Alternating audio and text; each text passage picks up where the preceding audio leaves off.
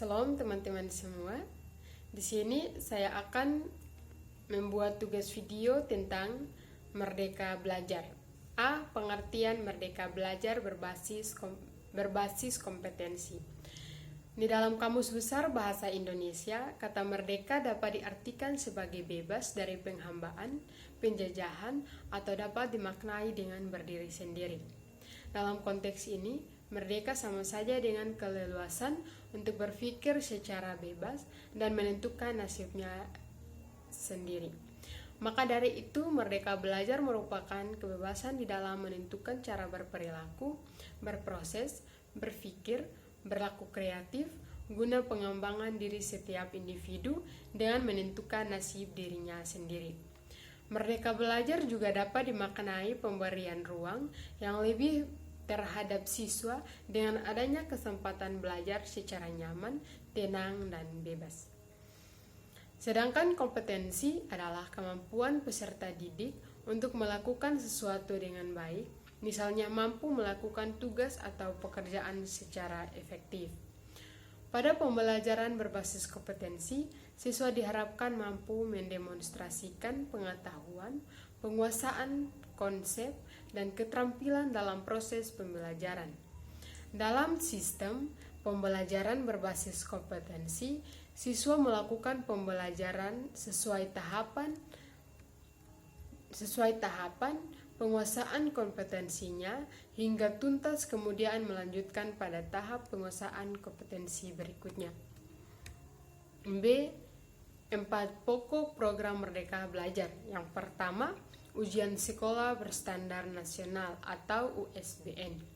Ujian ini dilakukan untuk menilai kompetensi siswa dan siswi dalam bentuk tes tulis atau bentuk penilaian lainnya yang lebih komprehensif. Yang kedua, ujian nasional atau UN.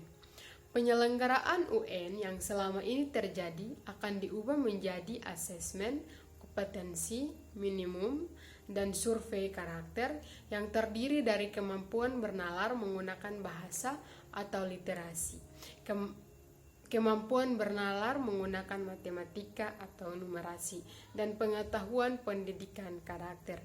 Yang ketiga, rencana pelaksanaan pembelajaran atau RPP.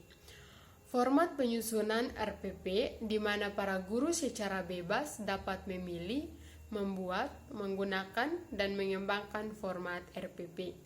Yang keempat, peraturan penerimaan peserta didik baru atau PPDB dengan sistem zonasi. Penerimaan PPBD, sistem zonasi, bertujuan untuk mengakomodasi ketimpangan akses dan kualitas di berbagai daerah. Yang berikut, C. Landasan terbentuknya pembelajaran Merdeka Belajar. Banyak siswa yang merasa jenuh dan akhirnya tidak acuh saat guru menjelaskan mata pelajaran ketika kegiatan belajar mengajar atau KBM sedang berlangsung. Situasi ini tidak hanya sekali berlangsung, bahkan jika dilakukan survei, bisa jadi akan menjawab sering. Berdasarkan kondisi tersebut, maka dapat membuat jiwa siswa tertekan dan tidak nyaman dan akan sulit dalam menerima pembelajaran selanjutnya. Sehingga arti dari kemerdekaan dalam belajar yang berbasis kompetensi diperlukan kebebasan anak-anak dalam berinovasi, tidak terpaku pada aturan-aturan yang mengikat dan mengekang pikiran kritis mereka, bereksplorasi bebas sehingga mereka dapat memahami sebuah pembelajaran dan pengetahuan mandiri, terampil, dan berwawasan baru, baik dari guru ataupun dari sekitar lingkungan. D. Ciri-ciri pembelajaran berbasis kompetensi. Yang pertama, A. Menekankan pada ketercapaian kompetensi siswa baik secara individual maupun klasikal. B. Berorientasi pada hasil belajar dan keberagamaan. C. Penyampaian dalam pembelajaran menggunakan pendekatan dan metode yang bervariasi. Yang berikut beberapa perbedaan pembelajaran berbasis kompetensi dengan pembelajaran berbasis konten di antaranya. Yang pertama, pembelajaran berbasis kompetensi terpusat pada kebutuhan peserta didik dan lingkungannya. Sedangkan pembelajaran berbasis konten terpusat pada materi pembelajaran dan yang harus dikuasai. Yang kedua, pembelajaran berbasis kompetensi mengutamakan pemahaman terhadap konsep dan keterampilan. Sedangkan pembelajaran berbasis konten mengutamakan pemahaman materi. Yang ketiga,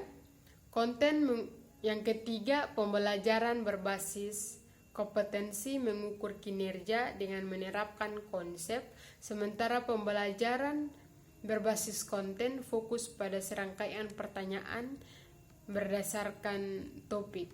Yang keempat, pembelajaran berbasis kompetensi terkait dengan konteks kehidupan, kurang atau tidak terkait langsung dengan konteks kehidupan nyata peserta didik. Yang kelima, pembelajaran berbasis kompetensi berorientasi pada proses dan penguasaan kompetensi, sedangkan pembelajaran berbasis konten berorientasi pada nilai akhir.